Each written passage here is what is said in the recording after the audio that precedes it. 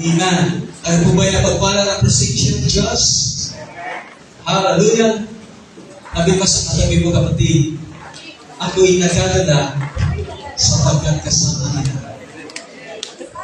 Hallelujah.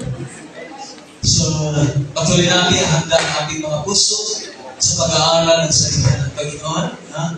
Ang ating hayaan ang salita ng Diyos ay nakawin sa atin, kaya kailangan natin magbigayan ng focus, attention, maging attentive tayo sa pakikinig ng salita ng Panginoon Diyos. Amen. Hallelujah. Handa po ba tayo sa pag-aaral ng salita ng Diyos? Praise God. Sige po, buksan natin ang ating mga Biblia sa Lucas chapter 4. Lucas chapter 4.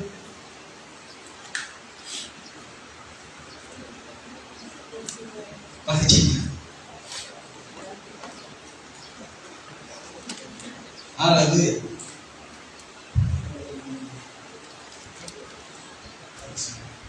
Okay, Lucas chapter 4, verse 14 hanggang verse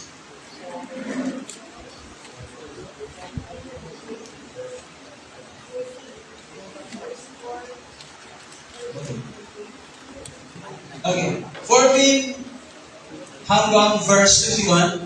Nasabi po ng verse 14, and Jesus returned to Galilee in the power of the Spirit. And news about him spread through the whole countryside.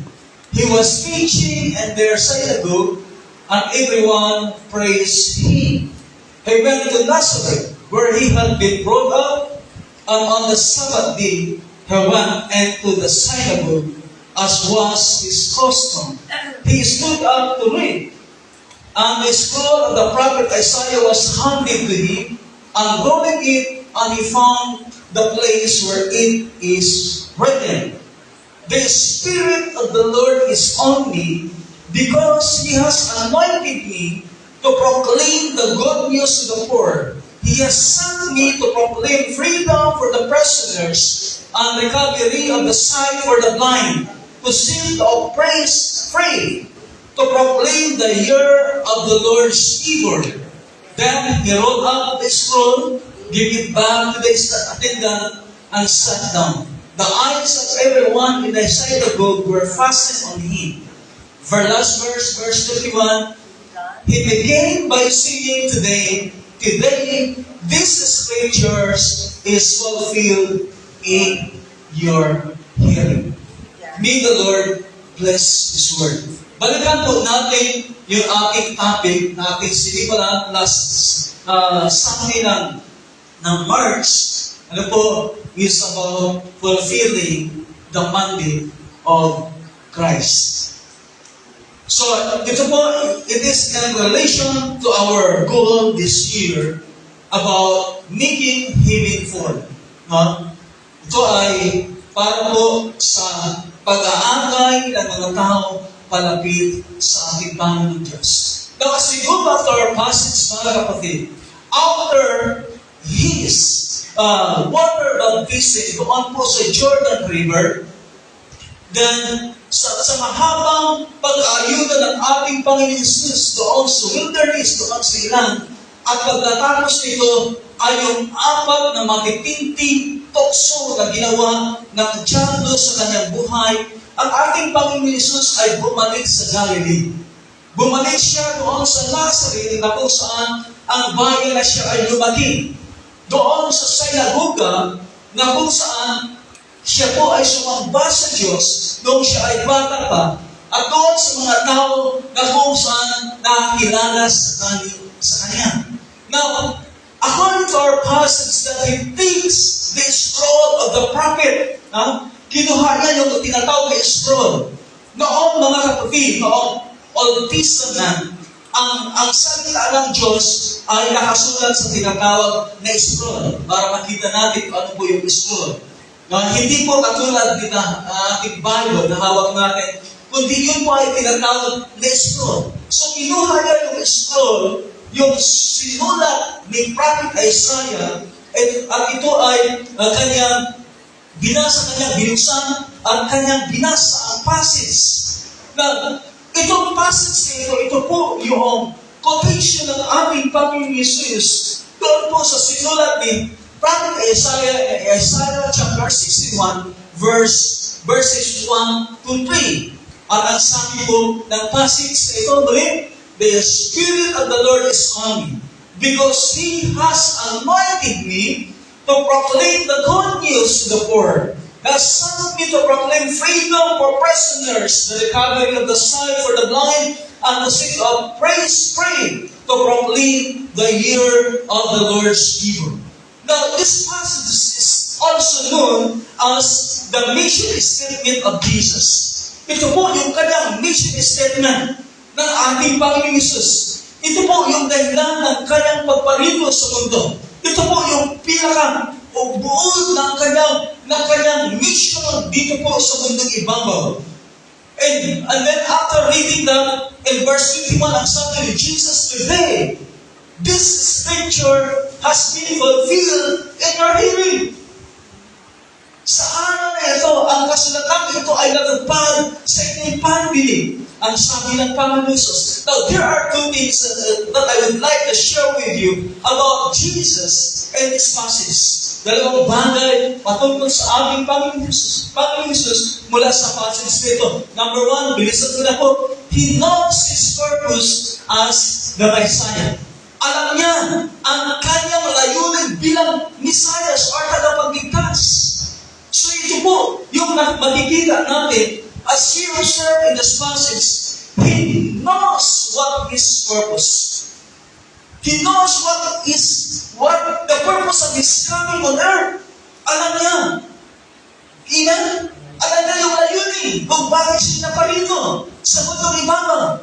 Hallelujah. Ang pinakamahirap daw, ang pinakamalaking trahedya sa buhay ng isang tao kung hindi mo alam ang iyong layunin. Amen? A life without a purpose is like a river that without a water. Diba? Sa panahon ngayon, kailangan natin ng maraming tubig. Do you believe me? Pababa yung level ng tubig sa ating mga dam at kinakapos na ang pag-supply ng tubig sa mga irrigation. So yung ating mga pananim ay apektado. So we need more water. So the river without a water, no, is like a life without a purpose. So we should know our purpose. Can you see naman? Dapat alam mo ang layunin mo sa buhay. Dapat alam mo kung bakit ka nag-exist sa mundo nito. So Jesus knew His purpose as the Messiah. Amen? Alam niya ang kanyang layunin bilang isang Messiah. The second thing, He lived to fulfill it to the glory of God. Namuhay siya upang tuparin ito sa kaluwalhatian ng Diyos. As we know our purpose, we should live to fulfill it. Can you see that? Knowing our purpose is not enough. Can you see that? Hindi sapat na malaman natin ang ating layunin. Hindi sapat na alam mo kung anong layunin mo sa mundong ibabaw. Ang isang bagay na importante sa buhay natin, we should fulfill it. Amen? Dapat gawin natin ito. Dapat may isang katuparan ang ating layunin. Can you see that? Use this. Na magkaroon tayo ng kamalayan patungkol sa layunin ng ating buhay kung hindi natin gagawin ang layunin na yun. So Jesus lived to fulfill the purpose, His purpose. Amen? For the glory of the Lord. Can you see that? So ano ang mandate ng ating Panginoon Jesus? Ano ang kanyang mandate dito sa mundong ibabaw? Ano yung kanyang purpose sa mundong ibabaw? Ang sabi po ng ating binasa ko kanina, the Spirit of the Lord is on you to proclaim the goodness. Amen? Do you believe me? So, ang mandate ni Christ is to proclaim the good news. Hello? Ano ang balita? Ano ang mandate ni Jesus? Ano ang kanyang layunin sa kanyang pagparito sa mundong ibabaw? Ihayag ang mabuting balita. Amen? Do you believe me? Hallelujah! Ihayag ang mabuting balita. Ang mabuting balita ito ay sabi niya, the kingdom of heaven is near. The kingdom of heaven is coming. Amen? Ang paghahari ng langit ay malapit na. Paparito na ang paghahari ng langit. In other words, itong good news na ito na sinasabi ni Jesus to proclaim the good news is that tayo lahat ay magkakaroon ng opportunity makalapit sa tulis. Yun po yung nandoon po yung Ark of the Covenant. It is representing the presence of God. At hindi lahat nakakapasok doon sa Holy of Holies. Kahit ang mga priests, kahit ang mga Levites, ay hindi sila nakakapasok doon sa banal na dako ng Diyos. Only the high priest. Hallelujah! Only the high priest ang nakakapasok. Yung Pangulong Pari lamang ang nakakapasok doon sa Holy of Holies para ma-experience niya yung presensya ng Diyos. At yan, nandito ngayon ang sabi ni Jesus, the Spirit of the Lord is come, is now upon me to proclaim, and He had anointed me to proclaim the good news. No, si Jesus namatay doon sa cross ng Calvary. So sabi ni Jesus, He has anointed me to proclaim the good news. The good news is you and I. We have now an access to the throne of God. Amen? Mayroon na tayong access sa throne ng Diyos. Mayroon na tayong access sa presensya ng Panginoon. Ma-experience na natin ang presensya ng Diyos. Yun po yung good news na nais ibalita ng ating Panginoon Jesus to proclaim the good news. Kanisinan, wala na po ibang good news sa mundong ibabaw maliban sa salita ng Diyos. Maliban sa mensahe ng kaligtasan ng ating Panginoon Jesus. Kanisinan! Hallelujah!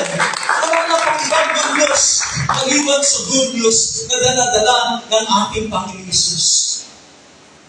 The second thing is to proclaim freedom for the prisoners. Sirs, dala ng good news. Nais ng Panginoon ang kanyang misyon sa mundong ibabaw ay tayong lahat palayain. Kanisinan, hindi nais ni Lord. Hindi gusto ni Lord na tayo ay magbilanggo sa lahat ng kalikala sa buhay. Kanisinan, to proclaim freedom for the prisoners. Lahat po tayo ay we are bound and slave sa kasalanan. Inan, dahil tayo ay slave sa kasalanan, tayo ay slave sa kapangyarihan ng demonyo. But thank God, ang sabi ni Jesus, He has anointed me, not just only to proclaim the good news, but to proclaim freedom for the prisoners. Amen! Hallelujah! Alam niyo, I had the opportunity to minister doon po sa Bilibid Prison for 2 years. Nag-volunteer po ako sa loob ng Bilibid Prison at doon po sa tinatawag na minimum, mayroon kasi yan sila mga building. Yung maximum, yun po yung mga life sentence. Habang buhay sila, nakakulong. Yung medium naman, ay yung maximum, yun po yung life sentence. Yung minimum, yun po yung 14 years to 20 years ang sentence. So, nag-minister po ako doon ng 2 taon noong 2005, 2006, kasi 2007, napunta na po kami at Bayanas. Na-witness ko yung mga nakakulong doon na for 20 years, and then, ito na yung dumating yung kanilang release paper. Grabe yung saya. Grabe yung tuwa. Hindi mo, may naraman ko anong klaseng kagalakan mayroon siya. You know, at sabi ni Jesus, He has anointed me. The Spirit of God is upon me. He has anointed me to proclaim freedom. Amen. Hallelujah. Na parang isang presidente pupunta sa bilangguan at sinabi niya doon sa loob, mula ngayon, kayong lahat ay malaya na. Amen. To proclaim freedom for the prisoners. Another thing is recovery of sight for the blind. Praise God. Salamat sa Panginoon. Tayong lahat ay dati po bulag tayo sa katotohanan. Diyan? Hindi natin nakikita ang katotohanan. Hindi natin nakikita ang ating sarili. But thank God, tayo po ay nagkaroon ng sight upang makita natin ang katotohanan ng Panginoon Diyos. To see the oppressed free, no? Upang palayain ang mga inaapi. Alam nyo, tayo lahat ay inapi tayo ng demonyo.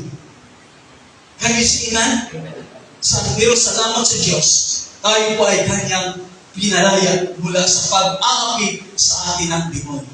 Kaya, mga kapatid, ang ibig sabihin nito, mga kapatid, kailangan natin toldokan na natin yung tinatawag na cycle. Ilan? He has anointed me to proclaim the good news, to proclaim freedom for the prisoners, the recovery of the sight, and to see the oppressed free. So it's time for us, as people of God, to end the cycle of our lives. Can you see man? Kailangan tapusin na natin, i-end na natin yung cycle. What does it mean? If we came from a family of drunkards, kung nagmula ka sa isang pamilya ng mga lasigo, mga kapatid, let that cycle end with you. Ina, kung ang lahi mo ay mga panglalasing, manginginom, it's time for you to end that cycle. Amen. Because Jesus came, His mission, His mandate is to set you free, is to deliver you from the bondage of sin.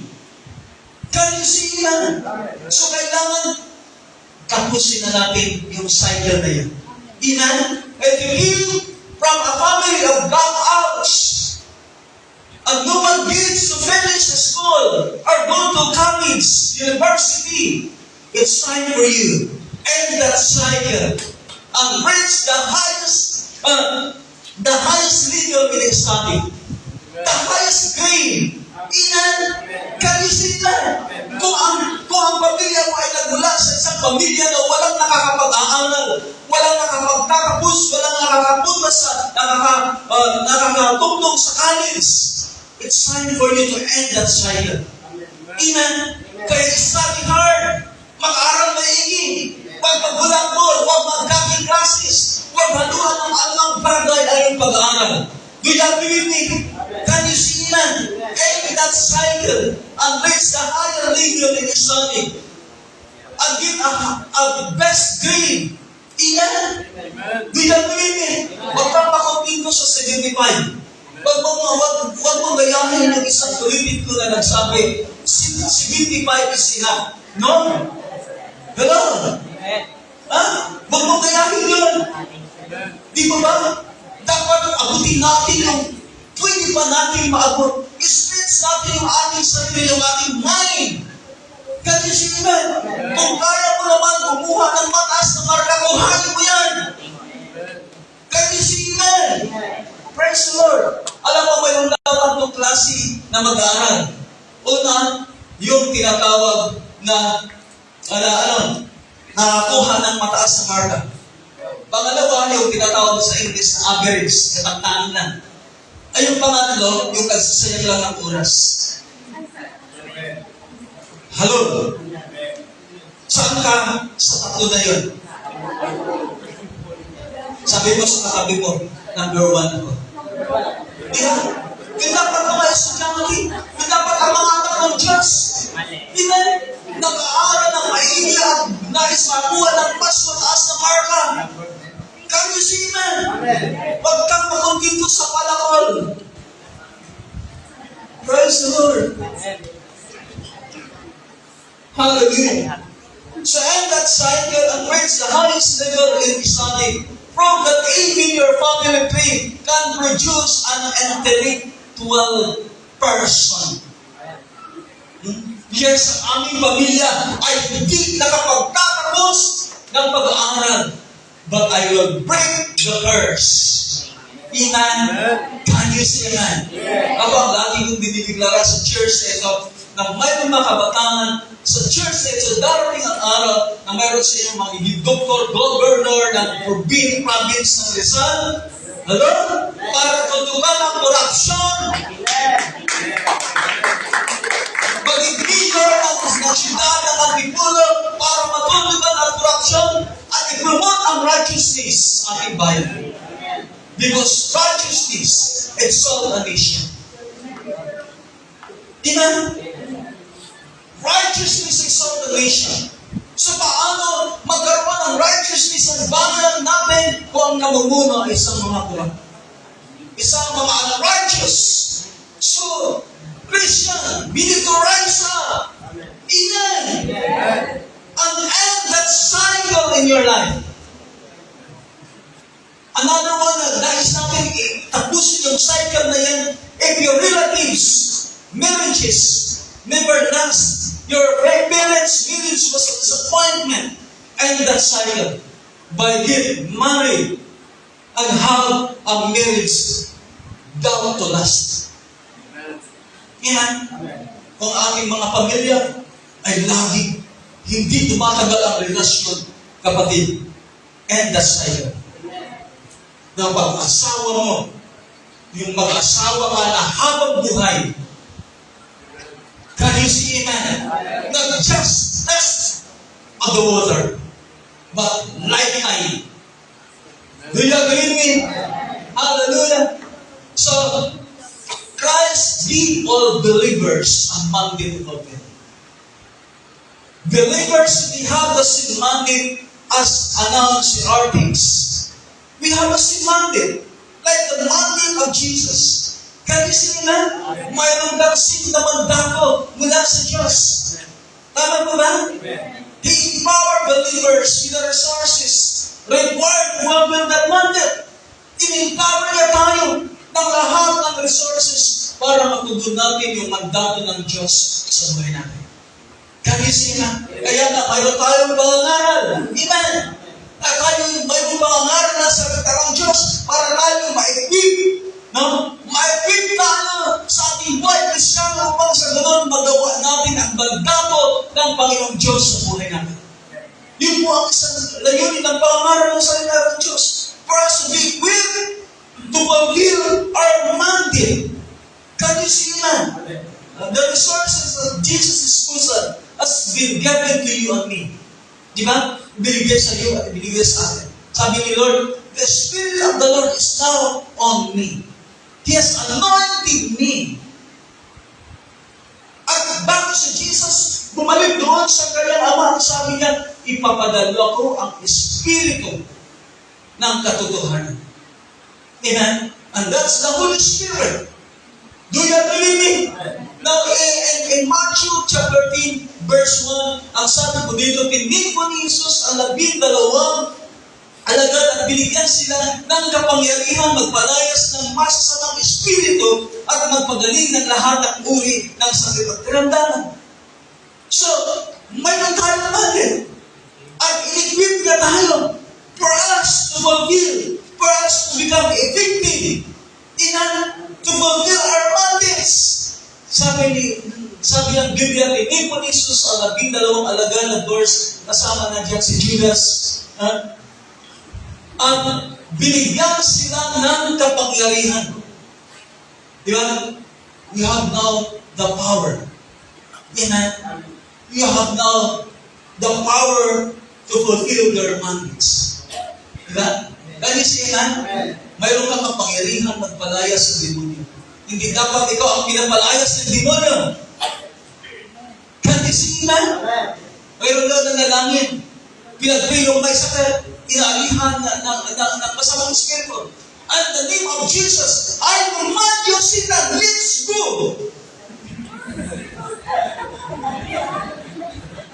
No, you should not go. The devil should go. Amen? Can you see that? Hallelujah. Praise the Lord. So how can we fulfill our mandates? Paano nga ba natin matupad ang ating mandato, mga kapatid at mga niyama? There are three things, or three ways, or keys to fulfill our mandates. Number one is have a burning desire to serve the Lord. O magkaroon ng nag-aalab na pagnanais na maglingkod sa Panginoon. Dapat mayroon tayong burning desire. First, to serve the Lord. Amen. Ang tanging paraan para tayo tumugon sa ating mandato at uparin natin yung mandato na ibinigay sa atin ng Diyos ay dapat mayroon muna tayong paglahangan. Mayroon tayong nag-aanap na pagnanais, paghahangad sa paglilingkod sa Diyos. Kanisinan. Hallelujah. We must have this kind of desire. A burning desire, not just an ordinary desire, but a burning desire. Ina, yung nag-aalab na puso sa paglilingkod sa Panginoon. Kailangan tayo mag-alab upang matupad natin ang ating mandato. Kanisinan. Hallelujah. Praise the Lord. Sabi ng Hebrew ng word is desire. Desire, the Hebrew word ay, ito po ay bagash. Bagash. Yun po ang Hebrew word ng desire. Bagash. That means a strong yearning. A strong yearning. Isang malakas or matinding pananabik. That's the word desire in the Hebrew word. Actually, sa Hebrew, maraming term yung English word na desire. So, bagash, a strong yearning. This word, ang salita nito ay nagsasabi ng daigdig ng paghahanap ng isang tao sa isang bagay o sa isang tao. Daigdig na paghahanap. Ito yung desire ng ayon si Moses. Sabi ni Moses, Lord, do not send us if your messenger will not go with us. So si Moses mayroon siyang mabinding desire ng guidance ng Panginoong Diyos. Ito yung klaseng desire ni David na ang sabi niya, one thing I have desire is to dwell in the presence of the Lord all the days of my life. Ito po yung klaseng desire na kailangan natin sa paglilingkod kay Lord. Amen. Kanisinan, dapat magkaroon tayo ng matinding pagnanais sa ating paglilingkod. Huwag kang maniwala yung sinasabi ng iba, baka lumagpas ka na sa langit. Alam niyo yung ganong klaseng termino, baka lumagpas ka na sa langit, is just an alibi lamang nila. Mga pangangatwiran lamang nila dahil ayaw talaga nila maglingkod kay Lord. Gusto nila yung katamtaman lang, yung average lang. Ang nais ni Lord, bagay na aking manahan ay ang manahan sa presensya ng Diyos. Can you see, man? Hallelujah. Now, when it comes to serving God, desire is the primary fuel. Fuel sa ating paglilingkod sa Diyos. So, dapat magkaroon tayo ng plano para taasan natin yung ating desire sa Panginoon. Can you see that? We need a plan for embracing our desires for serving the Lord. Dapat pinaplano yan. Sabihin mo nga sa huwag kang mag-aalab sa mga bagay sa mundong ito. Mag-aalab ka kay Lord. Huwag kang mag-aalab sa isyo, kapatid, magpapahama ka dyan. Di ba ba? Yan. Huwag mag-aalab. Pero yung mga may asawa na, wala na yun. Sabi mo na lang, tiis ka na lang. Kung hindi natin sa samahan ng gawa, it will amount to nothing. Inan, ganisinan, take action. Gumawa ng action. Yeah? Dapat yung desire natin, sabayan ito natin ng ating aksyon, ng ating mga gawa. Do you agree? Jesus pumasok sa templo, at pagpasok niya sa templo, nakita niya yung mga nagdinegosyo sa loob, yung mga nagdi-networking, nag-ibig ka ng kalapati, nag-money changer, pinagtabuyan ni Jesus, at tinatigunan niya yung mga tao na nagpuso sa paglilingkod sa Diyos. Yan po yung church. Mga tao tinawag ng Diyos mula sa kadiliman. Mga tao naka-experience ng pag-ibig ng Diyos. Mga tao naka-experience ng kaligtasan. That is the church. It is a living, breathing organism. Buhay ang huminga ng order. Ang iglesia, ang family for righteous, tayo ay mayroong mandato mula sa Panginoon. We are not exist as a church for the sake of existence. We are here. We exist for a mandate. Kasi yan, hindi lamang tayo nagtitipon. Pangaral na malapit nang dumating ang kaharian ng langit. That's our mandate. Go and proclaim that the kingdom of heaven is near. Amen? Sabi ni Jesus, go and preach the gospel to every creation. Go and proclaim that the kingdom of heaven is near, is coming. That's our mandate. Amen? Can you see that? So, tayo ay sa Tagalog preach. Abutin. Mang-abot tayo ng tao. Amen? We have to reach out people and word them to Christ. Do you agree with me? Akala natin sila palapit sa Diyos. Ito po yung mandato ng iglesia, ng church, ng family purposes to reach out more souls. Amen? Dahil mayroon tayong mandato na dapat natin gampanan. And to send. Amen? And to send. You know, the real work of the church is not what we do in this world. Worshiping. Your real work is not what you do every Sunday in the morning. Amen. Praise up, win, and pray, and send. Amen. Kaya tayo ay nagpapadala ng mga pagsisiguro. Music. How real work. That's only part. Alam niyo kasi sa langit, ang daming magagaling buong tumugtog eh. Magagaling sila tumugtog sa langit. Ang ating tunay na trabaho is to reach out, to win, to train, and to send. Can you see, man? That's the work na mas konti, no? Pag-involve sa gawain ni Lord. Di ko ba?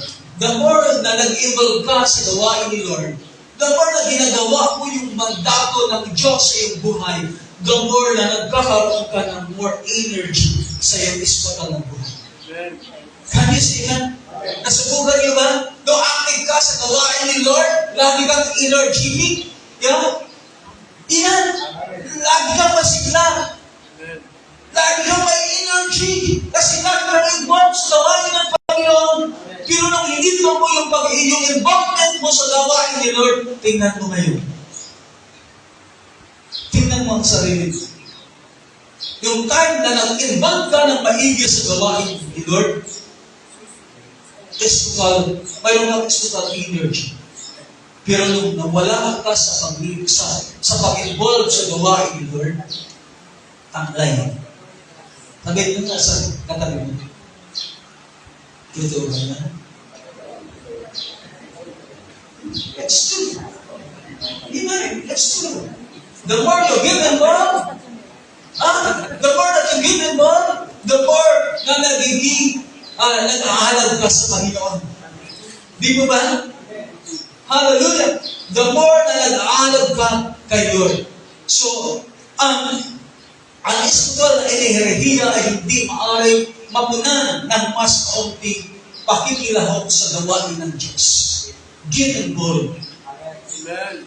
Sa mandato ni Lord sa buhay mo. Go! Reach out! Win! Train people! Standing!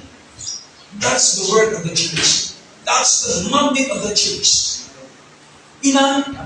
Can you see that? Praise the Lord. Hallelujah. In fact, the sign that the fire is going out. Listen to this. The sign that the fire, your Israel fire is going out, is reduction in involvement. Ang sinyalis na bumababa yung ating apoy sa paglilingkod sa Diyos ay yung reduction ng ating involvement sa gawain ni Lord. Hello? yung pagbaba ng ating involvement sa gawain ni Lord. Iyon po ang sign na bumababa yung ating apoy sa paglilingkod sa Kanya.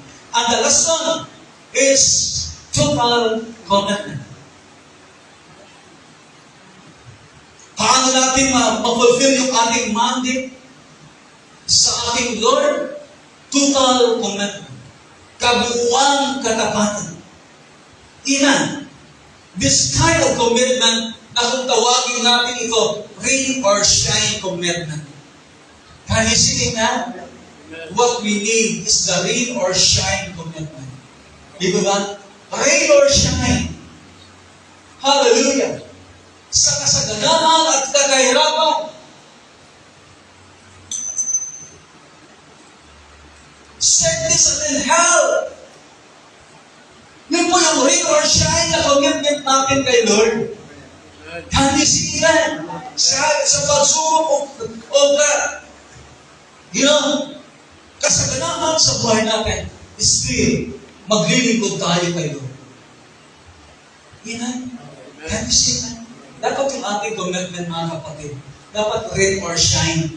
Umulan o umara, bumagyo o hindi, may pagpapala o wala, may promotion o wala, yan?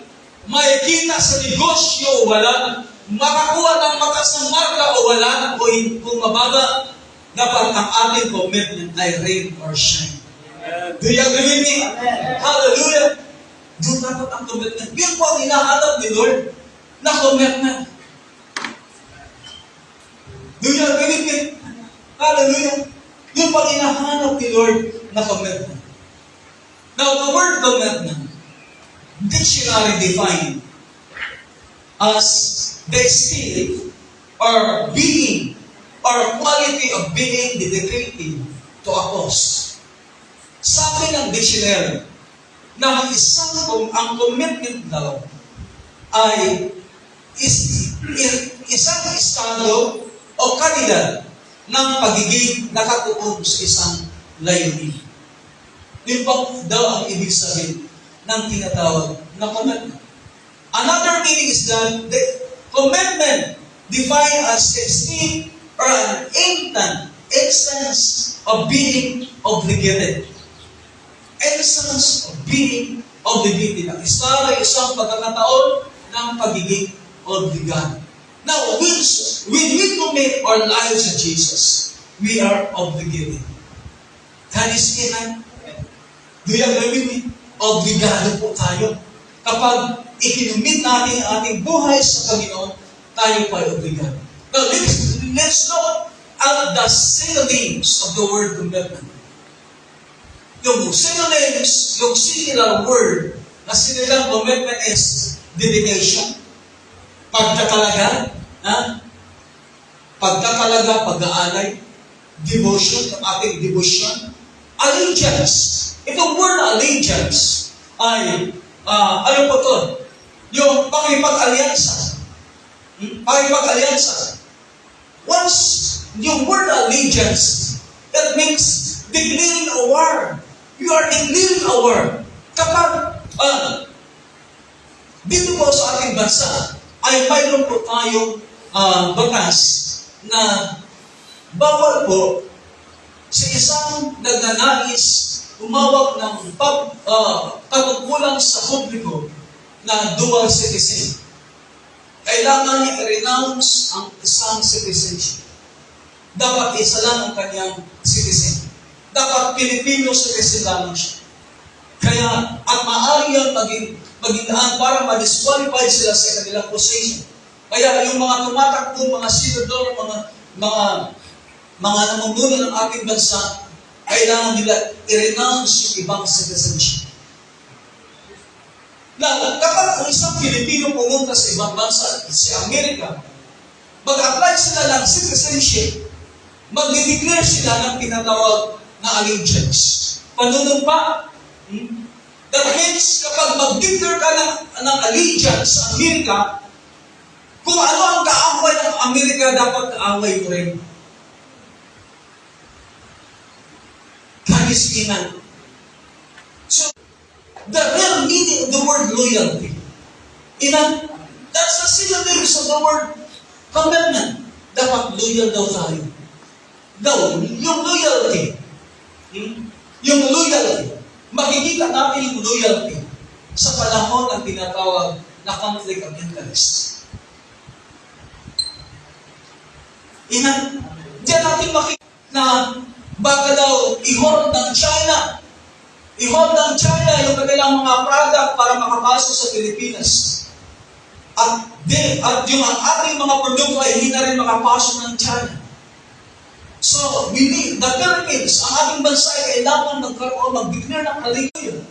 Pag-conflict of interest, faithfulness, fidelity, or katapatan, ban, adherence, or pagsunod, unattentiveness. That's the word commitment. Total commitment. Do you agree with me?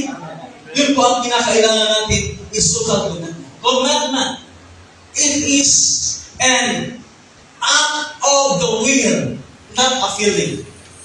Ang commitment, ito ay act of the will, not a feeling. Because feelings comes and go. So it expects us to be faithful to our commitment to Him. Kung inaasahan ng Diyos na maging tapat tayo sa ating commitment. Amen? At yung ating commitment is the act of the will. It's not about the act of our feelings, because our feelings come and go. Di ba? Kung pagbabasihan lang natin yung ating feelings, di ba? Lalo-lalo na kung ang iyong ugali ay moody-moody. Hello? Moody-moody ang ugali. Pag mag-bis ka sa iyong commitment o sa iyong moody-moody, mga kapatid, walang mabubuong commitment sa paglilingkod kanina. Do you agree with me? Hallelujah. Praise God. God is Jesus of our families, of our commitment. You might have a severe headache.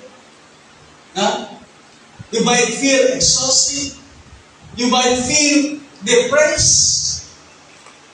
Amen. You might feel like quitting. Praise God. But when you have a need or shame commitment, you will not allow your families to stop you from serving the Lord. Amen. Marahil nakaramdaman mo, pagod ka na, di ba? Exhausted ka na, nakaramdam ka ng headache o anuman, heartache. Pero kung ang iyong commitment is rain or shine commitment, you will not allow something to stop you from serving the Lord. Can you see that? Hallelujah. There are many times, not once or twice or thrice, but many times, I feel like weeping. To be honest with you, I feel like weeping. Gusto ko lang huminto. Na for serving the Lord.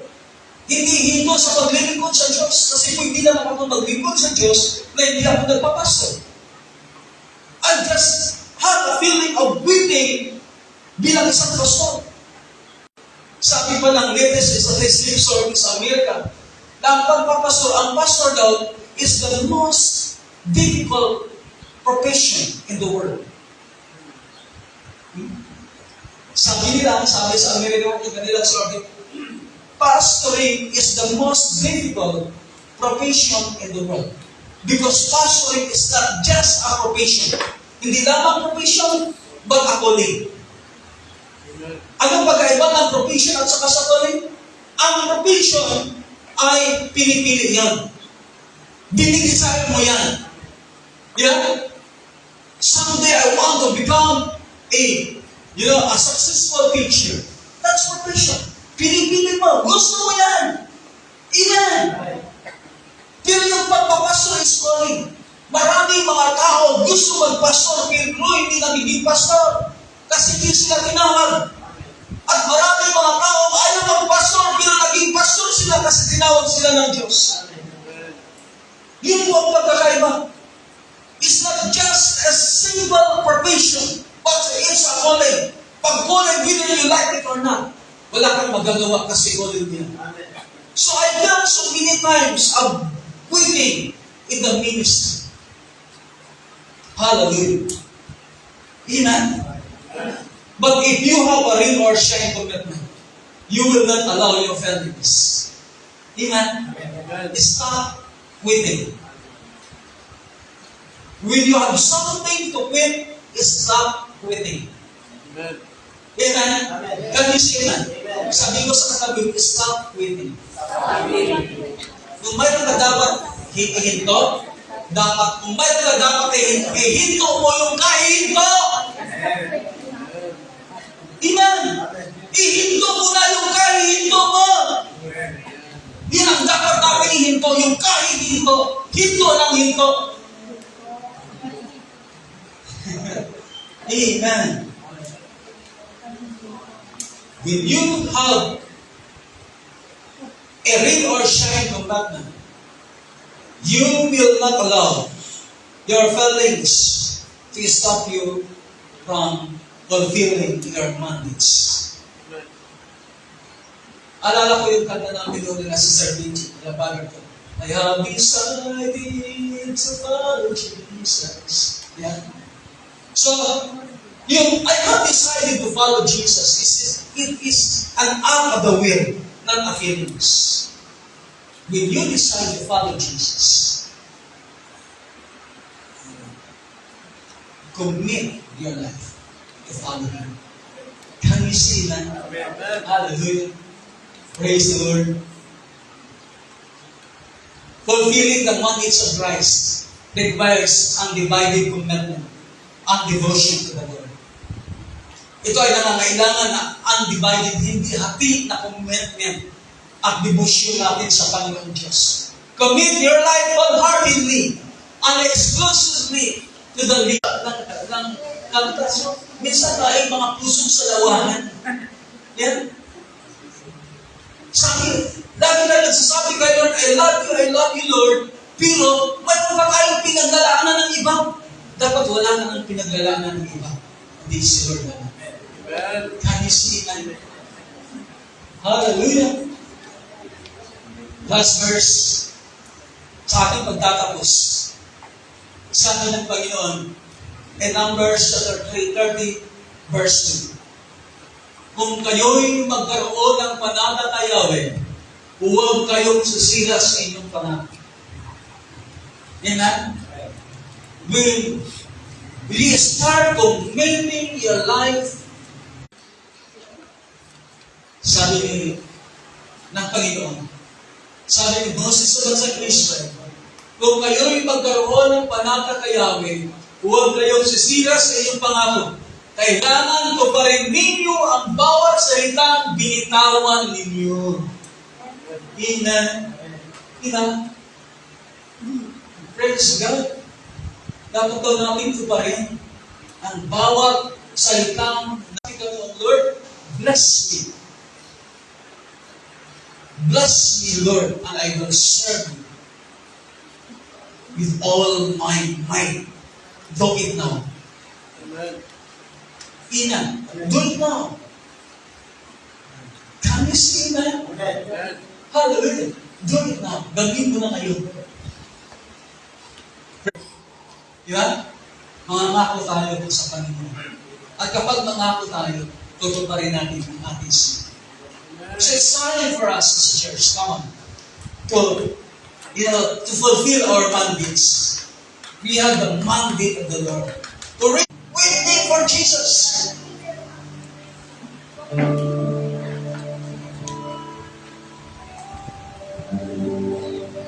As I close this message, let us share the hope that is in us.